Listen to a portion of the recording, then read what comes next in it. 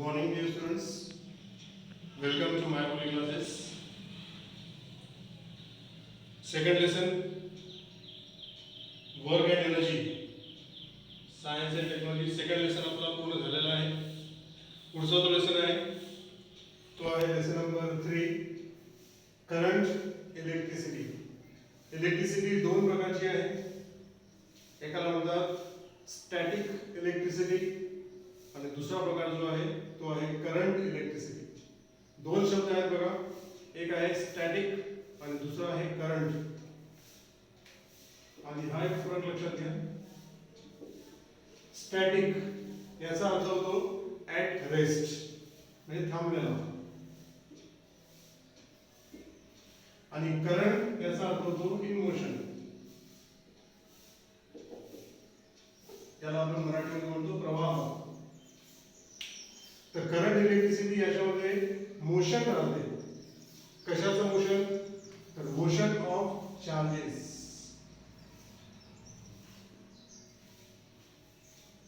Static electricity याच्यामध्ये motion राहत नाही, म्हणजे चार्जेस जे असतात ते असतात ऍट रेस्ट.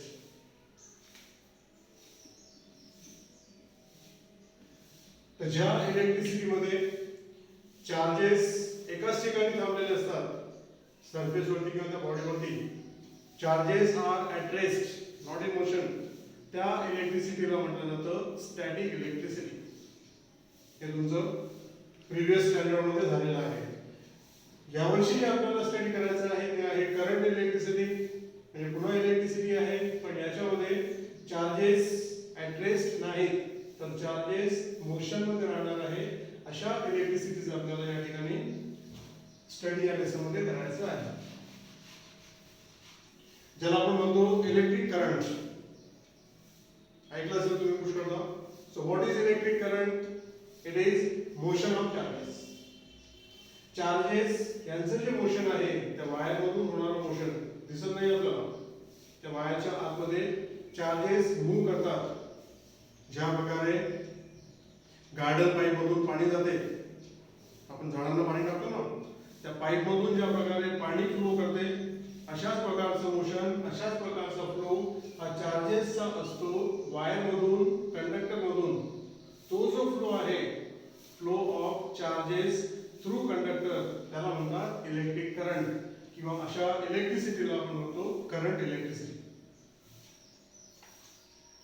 आता लेसनच्या सुरुवातीला करंट इलेक्ट्रिसिटी याचं इम्पॉर्टन्स तुम्हाला दिलेलं आहे.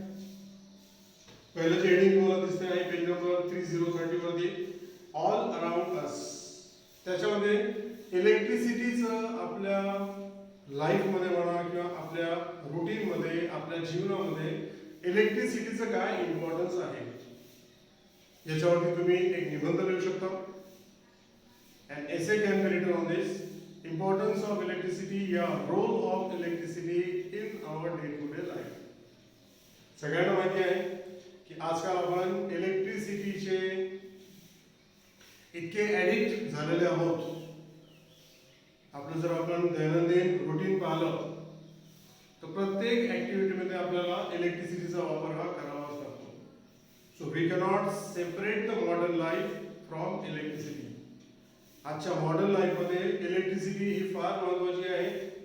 प्रत्येक पावलावरती आपल्याला इलेक्ट्रिसिटीचा वापर करावा लागतो आणि आपण करत आहोत. याचे बरेचसे एक्झाम्पल तुम्हाला पुस्तकात दिलेले आहेत.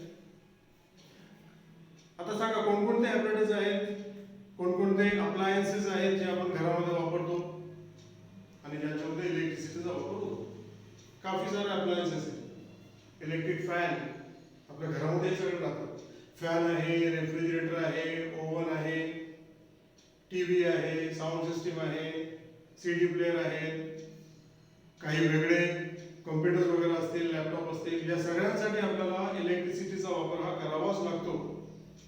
अगर आप किसी बैंक में जाते हो, किसी ऑफिसेस में जाते हो, तो वहां भी आपको इलेक्ट्रिसिटी का काफी यूज मिलेगा. विदाउट इलेक्ट्रिसिटी आपल्याला काहीच आजकाल करता येत नाही. याचं जर तुम्हाला महत्व पडत नसेल तर ते पडण्यासाठी तुम्हाला लोड शेडिंगचा विचार करावा लागेल. इमॅजिन करो किंवा पर्सनली तुम्ही हे पाहिलं असेल कि अगर आपके घर की इलेक्ट्रिसिटी 4-5 घंटे के लिए नहीं होती है, लोड शेडिंग आहे, पॉवर कट ऑफ झालेला आहे, आपल्या घरामध्ये इलेक्ट्रिसिटी नाही 4-5 तास, मग पहा आपल्याला कसं ॲटलेस वाटते, काहीतरी मिसिंग आपल्याला वाटते. म्हणजेच प्रत्येकाच्या लाईफमध्ये इलेक्ट्रिसिटीचा फार महत्त्वाचा वाटा आहे. आपल्या ज्या ॲक्टिव्हिटीज आहेत, आपले जे कामं आहेत, हे सगळे आजकाल इलेक्ट्रिसिटीवरती डिपेंड राहतात.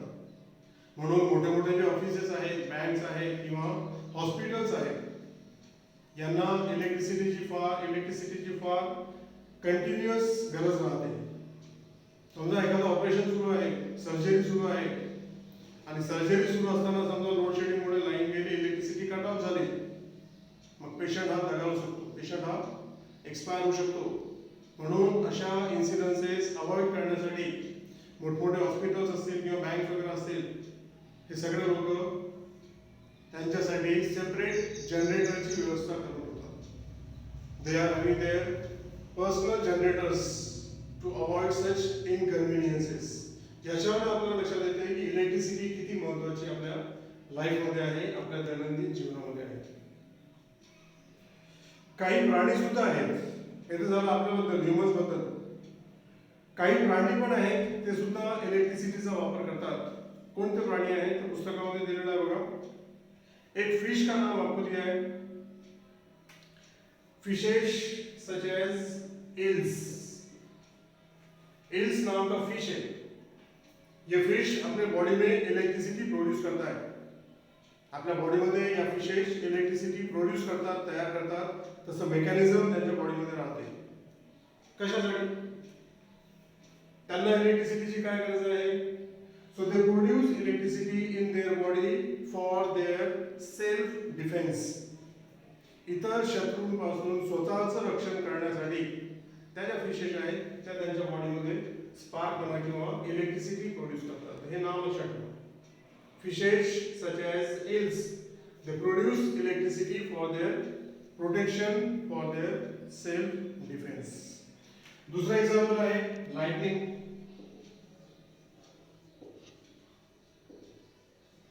लाइटनिंग सगळ्यांना माहिती आहे, सगळ्यांना पाहिलेली आहे. लाइटनिंग का मतलब क्या होता है? बिजली, दामिनी, वीज ज्याला आपण मराठीत म्हणतो. जब आसमान में बिजली कड़कती है, that is nothing but an example of electricity. ती सुद्धा एका प्रकारची इलेक्ट्रिसिटी आहे. स्काय मध्ये, क्लाउड्स मध्ये ती तयार होते आणि तिथून मग ती आपल्या अर्थ कडे अट्रॅक्ट होते. So lightning it is again a natural example of electricity. काही प्राणी सुद्धा इलेक्ट्रिसिटीचा वापर करतात. आणखी एक तुम्ही ऐकलं असेल, फायरफ्लाय.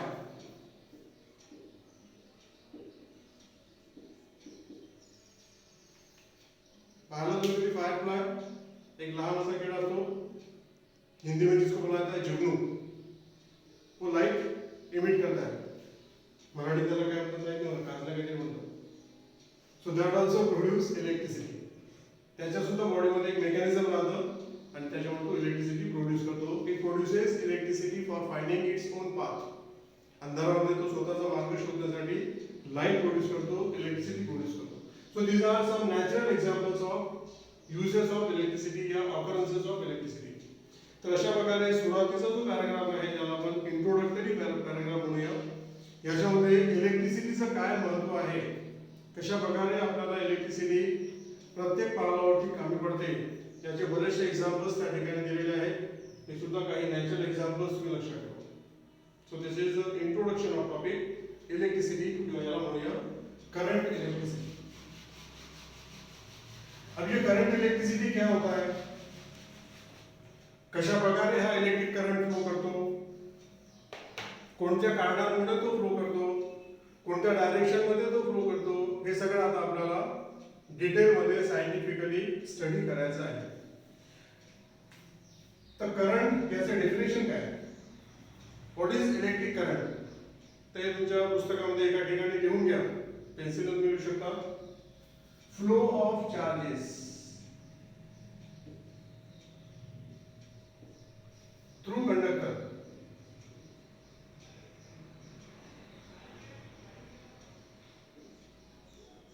मेटल कंडक्टर, मेटल नाही लिहिलं तर चालेल, through conductors is called electric current. ये डेफिनेशन आपके टेक्स्ट बुक में पेंसिल से लिखो। Flow of charges through a conductor is called electric current. किंवा डेफिनेशन तुम्ही सांगू शकता, electric current is defined as the flow of charges through conductor. Conductor मधून होणारा चार्जेसचा जो फ्लो आहे, प्रवाह आहे, त्या फ्लोला म्हटलं जातं इलेक्ट्रिक करंट। ठीक आहे। आता इलेक्ट्रिक करंट हा कोणत्या कारणामुळे फ्लो करतो, कोणत्या डायरेक्शन मध्ये तो फ्लो करेल, कोणत्या कंडिशन मध्ये तो फ्लो करेल, हे आता आपल्याला बघायचं आहे। पण त्याच्यासाठी आपल्याला एक सिंपल ऍक्टिव्हिटी किंवा एक्सपेरिमेंट आहे ते आधी पाहावं लागेल आणि त्याच्यावरनं मग आपल्याला इलेक्ट्रिक करंट बद्दल सांगता येईल। So to know exactly about electric current, let's discuss a short experiment that is given on page number 30. Figure 3.1 बघा। यासाठी काय लागेल आपल्याला? So take two plastic bottles, one rubber tube, a clamp and water. Arrangement कशी करायची आपल्याला? This is one plastic bottle. इसको थोड़ा हाइट में रखना है आणि दुसरी जी प्लास्टिक बॉटल आहे ती कमी हाइट ला ठेवा। दिस इज अनदर प्लास्टिक बॉटल जो इससे कम हाइट पर है। या दोन्ही प्लास्टिक बॉटलला एक रबर ट्यूब में जॉइन करायचा आहे। तो इसका बॉटम और इसका बॉटम, इसको ऐसे रबर ट्यूब से जॉइन कर दो।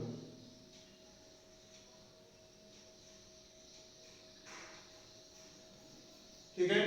आणि ही जी रबर ट्यूब आहे याला आपल्याला क्लोज करायचा आहे, बंद करायचा आहे। तो उसको बंद करने के लिए आपको लगेगा एक क्लैंप। क्लैंप मतलब एक चिमटा। वो क्लैंप यहाँ पे लगाना है।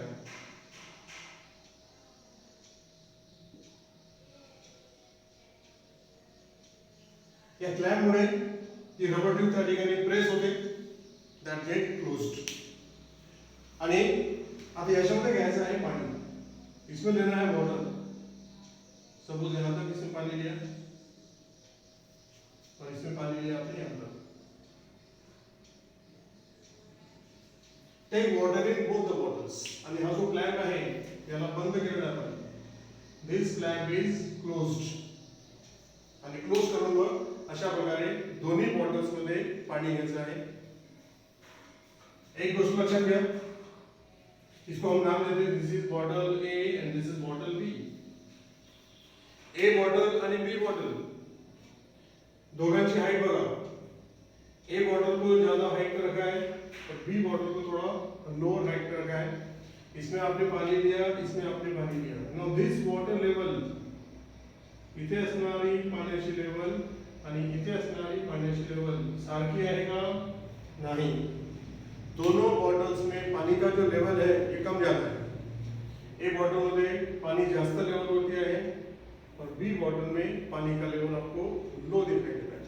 अशा प्रकारे एपरेटस अरेंजमेंट करायची आहे। ऐसे आपको एपरेटस अरेंज करना है। ठीक है। आता प्रोसेस, ओपन दिस क्लॅम्प। हा जो क्लॅम्प आहे याला काढून टाका।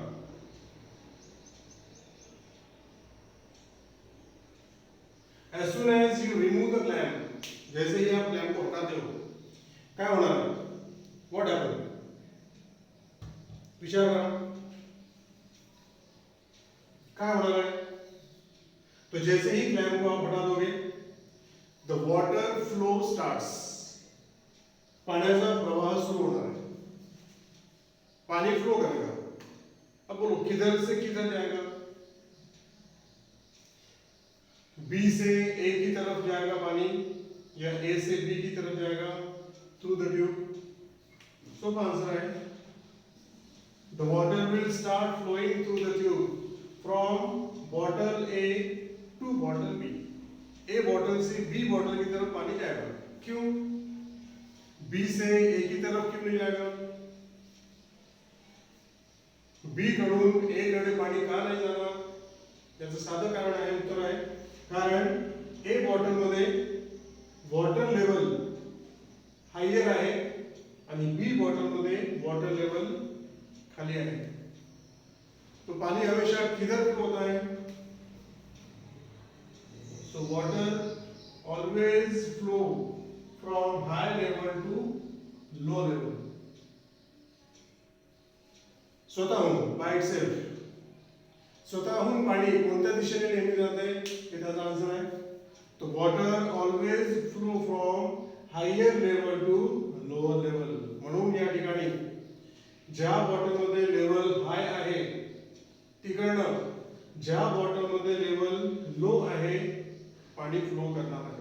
and that's why as soon as we open the clamp through the rubber tube water start flowing from bottle A to bottle B because water level in A is higher than water level in B. ठीक है, ये पानी flow होना start हो गया. जैसे जैसे पानी flow होता जाएगा क्या चेंजेस हमको दिखाई देंगे?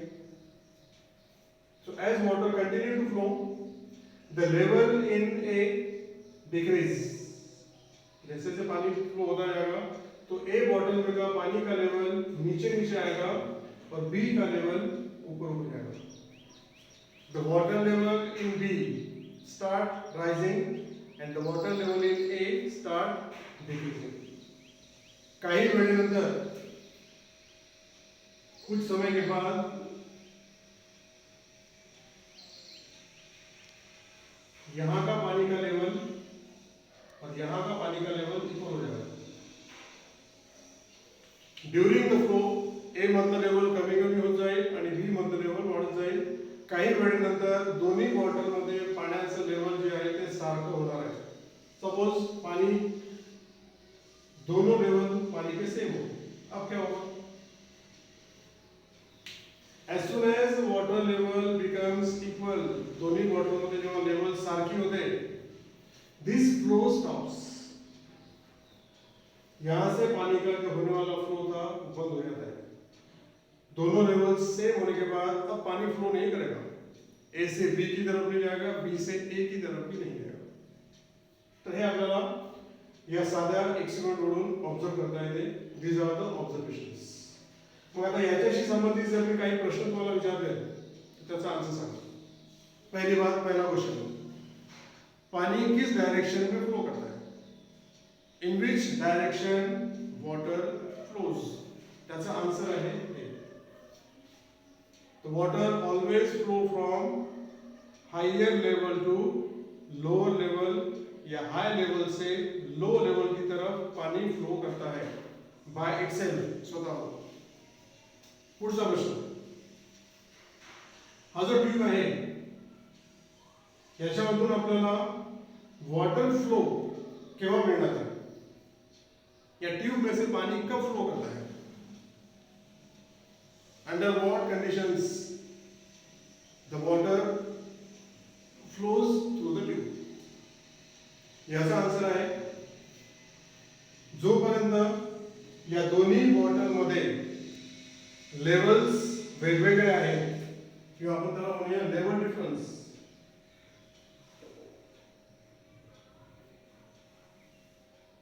जोपर्यंत दोन्ही बॉटलमध्ये लेवल डिफरन्स आहे, मतलब एक तरफ हाई लेवल दूसरी तरफ लो लेवल, जब तक लेवल डिफरेंस होगा तब तक यहाँ आपको पानी का फ्लो मिलता है.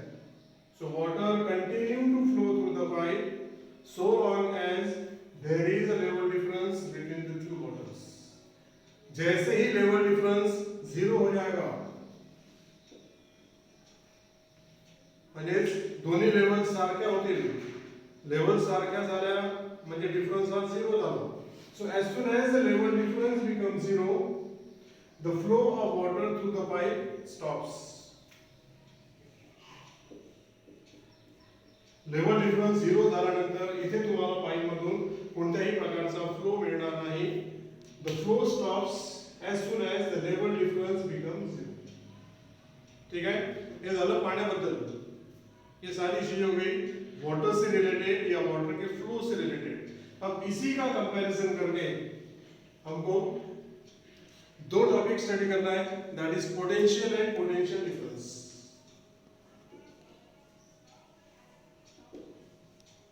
Potential end potential difference.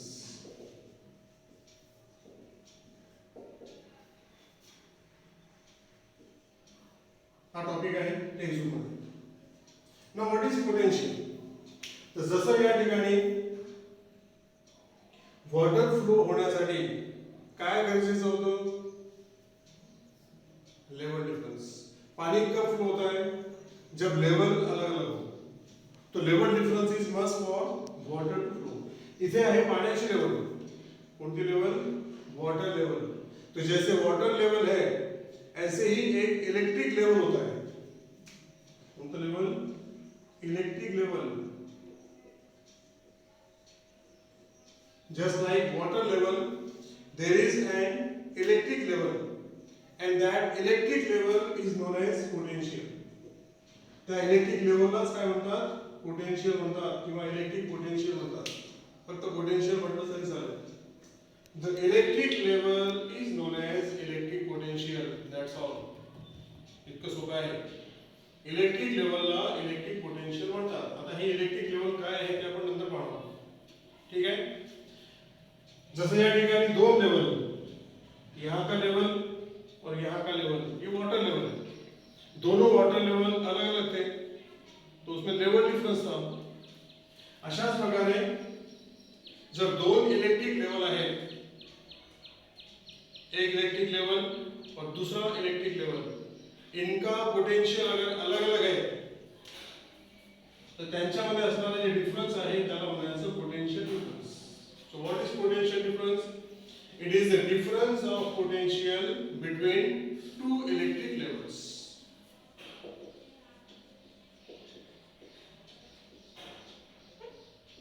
दोन वेगवेगळ्या इलेक्ट्रिक लेवल्स मध्ये जे डिफरन्स असेल, जसे या ठिकाणी वॉटर लेवलचे डिफरन्स होतो, अशाच प्रकारे दोन इलेक्ट्रिक लेवल्स यांच्यामध्ये असणारे जे डिफरन्स आहे त्याला म्हणायचं पोटेन्शियल डिफरन्स। हे आपल्याला या एक्सपेरिमेंट वरून लक्षात येते। इथे आपण कंपॅरिझन केलेलं आहे। कशाचं कंपॅरिझन? तो फ्लो ऑफ वॉटर याचं कंपॅरिझन आपण इलेक्ट्रिसिटी किंवा इलेक्ट्रिक करंट सोबत करणार आहोत। तो दोन गोष्टी आपल्या इथे लक्षात आल्या। What is potential? तो जैसे वाटर लेवल होता है ऐसे ही मेटल का इलेक्ट्रिक लेवल होता है। That electric level is known as electric potential किंवा फक्त पोटेंशियल त्याला म्हणतात। आणि पोटेंशियल डिफरन्स काय आहे?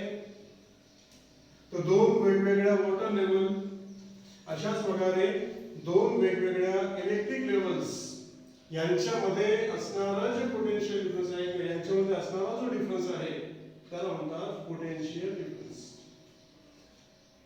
The difference between two electric levels is called potential difference. Clear? आता पहा, इथे वाटर फ्लो अपना क्यों मिला होगा? पानी कब फ्लो करता था? पानी जब यहाँ का लेवल और यहाँ का लेवल अलग अलग था। Water level difference is necessary for water to flow. अशाच प्रकारे इलेक्ट्रिक करंट फ्लो होण्यासाठी इलेक्ट्रिक लेवल मध्ये डिफरेंस असायला पाहिजे, म्हणजे पोटेंशियल डिफरेंस असायला पाहिजे। Now let's see how electric current flows. Electric current कसा फ्लो करतो आपण आता ते बघूया। तो फिगर 3.2 पेज नंबर 31। समजा दोन ऑब्जेक्ट आहे, this is one object, this is another object. Metal आहे, this is object A and this is object B. या दोघांचं इलेक्ट्रिक लेवल वेगळं आहे। A is at high electric level, इसका इलेक्ट्रिक लेवल हाई और B का electric level low, low electric level. आता कोणत्या ऑब्जेक्टचं किंवा कोणत्या बॉडीचं इलेक्ट्रिक लेवल हाय राहते? तर ज्या बॉडीमध्ये पॉझिटिव्ह चार्जेस जास्त असतील, जिस बॉडी में पॉजिटिव चार्जेस ज्यादा होते हैं उसका इलेक्ट्रिक लेवल हाई होता है, और जिस बॉडी में पॉजिटिव चार्जेस कम हो गए उसका इलेक्ट्रिक लेवल लो होता आहे. म्हणून हाय इलेक्ट्रिक लेवल याला प्लस साइनने इंडिकेट केलं जातं आणि low electric level is indicated by minus sign. So this is higher electric level, this is lower electric level. अशा या दोन बॉडीज आहेत. आता या दोन्ही बॉडीजला जर आपण एका मेटल वायरने जॉईन केलं, कनेक्ट केलं. So let's connect a metal wire between the two. This is connecting wire. जैसे ही आप इन दोनों को मेटल वायर से कनेक्ट करते हो, जैसे पानी फ्लो करता था, अब यहाँ क्या फ्लो करेगा? ज्या प्रकारे याच्या आधी आपण पाहिलं दोन्ही बॉटलला आपण जॉईन केलं आणि तो क्लॅम्प जेव्हा आपण रिमूव्ह केला तर पाईप मधून पाणी फ्लो होत होतं. इथे काय फ्लो होणार आहे? तर इथे फ्लो होणार आहे चार्जेस. आता तुम्हाला सांगितलं मी की हाय इलेक्ट्रिक लेवल इथे जास्त पॉझिटिव्ह चार्जेस राहतात आणि लो इलेक्ट्रिक लेवल मध्ये कमी पॉजिटिव चार्जेस रहता. जैसे ही आप इन दोनों को मेटल वायर से कनेक्ट करोगे there will be flow of charges. Positive charges flow करेंगे ए से बी की तरफ. Positive charges flow from A to B. म्हणजे काय डायरेक्शन राहतं? So what is direction of flow of positive charges? So positive charges always flow from high electric level to low electric level. जैसे पानी flow करता है हाई level से low level की तरफ, अशाच प्रकारे पॉझिटिव्ह चार्जेस कोणत्या डायरेक्शनला नेहमी फ्लो करतात? तर त्याचा आन्सर आहे हाई इलेक्ट्रिक लेवल कडून लो इलेक्ट्रिक लेवल कडे.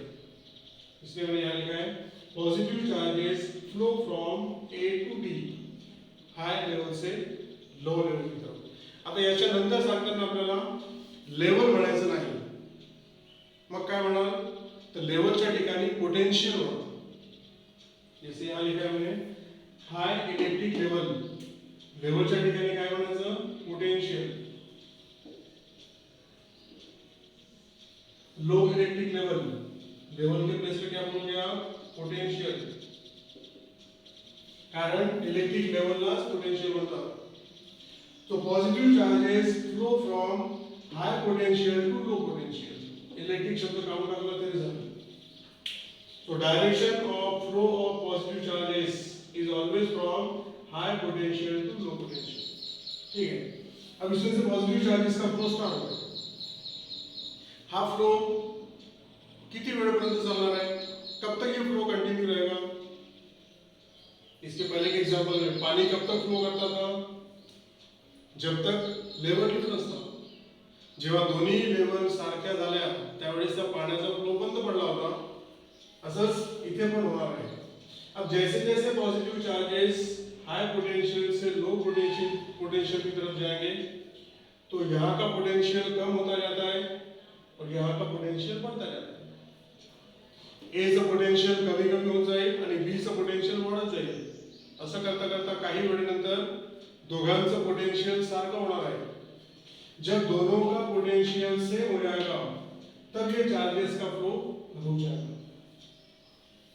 दोन्ही बॉडीज ए आणि बी यांचं पोटेंशियल जर सारखं झालं, दोघांच्या इलेक्ट्रिक लेवल जर सारख्या झाल्या तेव्हा मात्र हा जो फ्लो आहे हा बंद पडणार आहे. आता हा जो फ्लो आहे याला म्हणतात करंट. इसी को बोला जाता है current, electric current.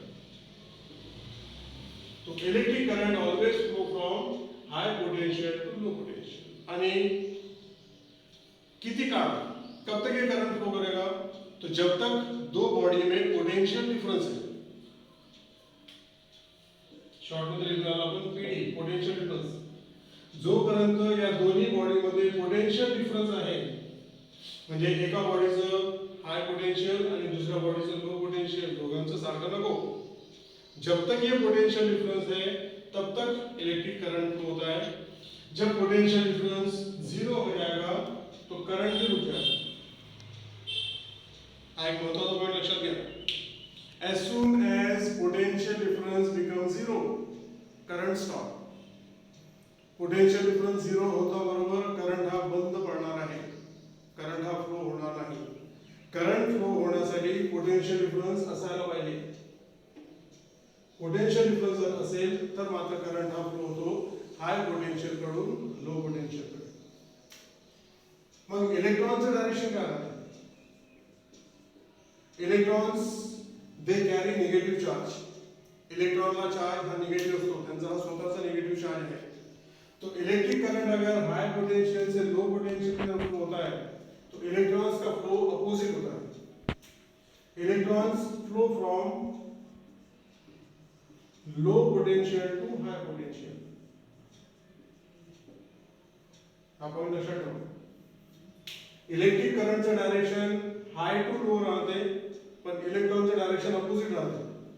Electrons flow from low potential to high potential. हे जे आपण दाखवलेलं आहे हे डायरेक्शन कशाचं आहे? तो this is direction of electric current. इसके अपोजिट होता है इलेक्ट्रॉन्स का डायरेक्शन. इलेक्ट्रॉनचं डायरेक्शन हे नेहमी इलेक्ट्रिक करंटच्या डायरेक्शनच्या अपोजिट डायरेक्शनला राहते. तर इलेक्ट्रिक करंट हाय पोटेंशियल कडून लो पोटेंशियल कडे जातो, म्हणून इलेक्ट्रॉन्स लो पोटेंशियल कडून हाय पोटेंशियल कडे जातात. आणि इलेक्ट्रिक करंट हा फ्लो होण्यासाठी पोटेंशियल डिफरन्स गरजेचा आहे. पोटेंशियल डिफरन्स जर झिरो असेल तर करंट हा फ्लो होत नाही. मग आता करंट फ्लो होण्यासाठी आपण काय करतो? आपण सेलचा वापर करतो. सेल आपने देखा होगा ड्राय सेल, अशा प्रकारचा हा सेल असतो.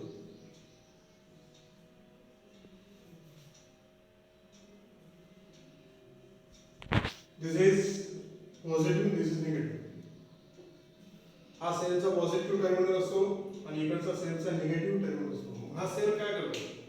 अगर आपने ये नेगेटिव और पॉजिटिव के बीच ऐसे वायर लगा दिया तो वायर में से करंट फ्लो होता है. वायर करंट फ्लोज कारण सेलचं एक एंड हाई पोटेंशियल राहतं और सेल का दूसरा एंड लो पोटेंशियल वाला होता है. This is positive terminal having a higher potential, negative terminal having a lower potential. या दोन्ही एंड मध्ये पोटेंशियल डिफरन्स राहते, म्हणून आपण यांच्यामध्ये जर एखादा वायर कनेक्ट केला तर त्या वायर मधून करंट फ्लो करतो. सेम जसं या ठिकाणी झालं. करंट हा फ्लो करेल हाय पोटेंशियल कडून लो पोटेंशियल कडे, पण इलेक्ट्रॉन्स मात्र फ्लो करतील अपोजिट डायरेक्शन. इलेक्ट्रॉन्स का फ्लो होगा लो पोटेंशियल से हाई पोटेंशियल की तरफ. ठीक है. या दोन्ही एंड्स मध्ये जे पोटेंशियल डिफरन्स आहे ते किती राहतं? तर एका सेलचं पोटेंशियल डिफरन्स राहते 1.5 वोल्ट. एक सेल का पोटेंशियल डिफरन्स होता है 1.5 volt. So volt is the unit for measuring potential difference.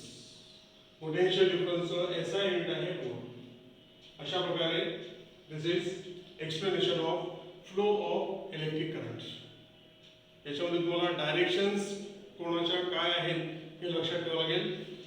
Electric करंटचं डायरेक्शन राहते हाय पोटेंशियल कडून लो पोटेंशियल कडे, पण इलेक्ट्रॉनचं डायरेक्शन राहते अपोजिट लो पोटेंशियल कडून हाय पोटेंशियल कडे. पोटेंशियल कशाला म्हणतात? तर electric level is called potential. Potential difference काय आहे? तर दोन वेगवेगळ्या इलेक्ट्रिक लेवल मध्ये असणारं इलेक्ट्रिक लेवल डिफरन्स त्याला म्हणतात पोटेंशियल डिफरन्स. दोन ऑब्जेक्ट वेगवेगळ्या पोटेंशियलला जर असतील, त्यांना जर आपण वायरने कनेक्ट केलं तर त्यातून अशा प्रकारे करंट फ्लो करतो. सेलमध्ये तोच प्रकार घडतो. आता हे पोटेंशियल डिफरन्स कशामध्ये आले? थे सेल में पोटेंशियल डिफरन्स कहाँ से आता है? तो सेल के अंदर जो केमिकल्स होते हैं ते केमिकल्स एकमेकांसोबत रिॲक्ट होतात आणि त्यांच्या रिॲक्शनमुळे या ठिकाणी आपल्याला वेगवेगळं इलेक्ट्रिक लेवल किंवा वेगवेगळं पोटेंशियल मिळते. एका ठिकाणी हाय पोटेंशियल, दुसऱ्या ठिकाणी लो पोटेंशियल कनेक्ट केल्यानंतर मग त्यातून अशा प्रकारे इलेक्ट्रिक करंट हा फ्लो करतो. आता इलेक्ट्रिक पोटेंशियल काय आहे, कशा प्रकारे याला डिफाइन करायचं, काय याचा फॉर्म्युला आहे ते सांगतो, मग आपण आज थांबूया.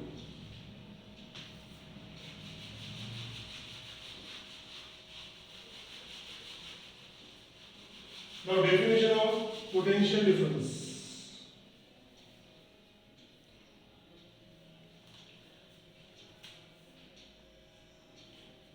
आता one object is at higher potential, another object is at lower potential. जो ऑब्जेक्ट म्हणतो आपण पॉइंट म्हणूया, हा एक पॉइंट आहे, हा दुसरा पॉइंट आहे. दोघांचं पोटेन्शियल वेगळं आहे.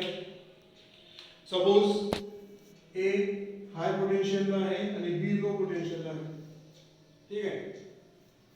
आता लो पोटेन्शियल कडून हाय पोटेन्शियल कडे जर तुम्हाला एखादा चार्ज, पॉझिटिव्ह चार्ज मूव करायचा असेल तर तुम्हाला वर्क करावं लागते. अगर आपको लो पोटेंशियल से हाई पोटेंशियल, एक लो पोटेंशियल पॉइंट से दूसरे हाई पोटेंशियल पॉइंट तक अगर पॉजिटिव चार्ज को लेकर जाना है, मूव करना है, तो वर्क करना पड़ता है. ठीक है. आणि याच्या संदर्भात याची डेफिनेशन दिलेली आहे. The amount of work done to carry a unit positive charge. आता चार्ज किती घ्यायचा, तर युनिट पॉझिटिव्ह चार्ज. यूनिट मतलब एक सिंगल वन. एक यूनिट पॉजिटिव चार्ज को एक पॉइंट से दूसरे पॉइंट तक ले जाने के लिए जो वर्क आपको करना पड़ेगा, that is known as potential difference between the two points.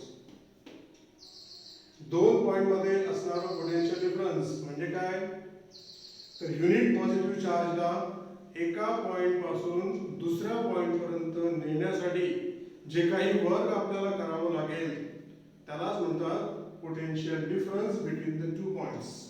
Page number 31 वरती एक डेफिनेशन सेंटेन्स तुम्हाला दिलेली आहे, त्याला हायलाइट करा. त्या फॉर्म्युल्याच्या वरती आहे. Amount of work done to carry a unit positive charge from point A to point B is called electric potential difference between the two points. आणि मग याच्यावर याचा फॉर्म्युला तयार होतो. Potential difference equal to work upon charge. ये formula आपको काम करना है, लक्षात ठेवायचा आहे. Potential difference equal to work upon charge. किंवा याला सिम्बॉल्स मध्ये लिहायचं असेल तर V equal to W upon Q. Potential difference V, work W आणि charge Q. हा झाला फॉर्म्युला. याच्यावर आपल्याला याचे युनिट सांगता येतील. वर्क याचे युनिट आहे जूल, अपॉन चार्ज याचे युनिट आहे कूलम. सी म्हणजे कूलम, COULOMB. इलेक्ट्रिक चार्ज याचे युनिट आहे कूलम. वर्क का युनिट जूल, चार्ज का युनिट कूलम. तो joule upon coulomb, this is SI unit of potential difference आणि याला म्हणतात volt. So 1 volt equal to 1 joule upon 1 coulomb. प्रश्न येतो की what is SI unit of potential difference? तर आन्सर आहे वोल्ट. पोटेंशियल डिफरन्स का SI युनिट आहे वोल्ट. आणि फॉर्म्युला जर विचारला तर potential difference equal to work upon charge, V equal to W upon Q. याच्यावर आपल्याला हे दिले आहे 1 volt equal to 1 joule upon 1 coulomb. ठीक आहे. या ठिकाणी आपण आज थांबतो आहोत. याच्याच पुढे आपण पुढच्या व्हिडिओ लेक्चरला कंटिन्यू करणार आहोत. तोपर्यंत याला चांगल्या प्रकारे टेक्स्टबुकमधून तुम्हाला वाचून घ्यायचं आहे.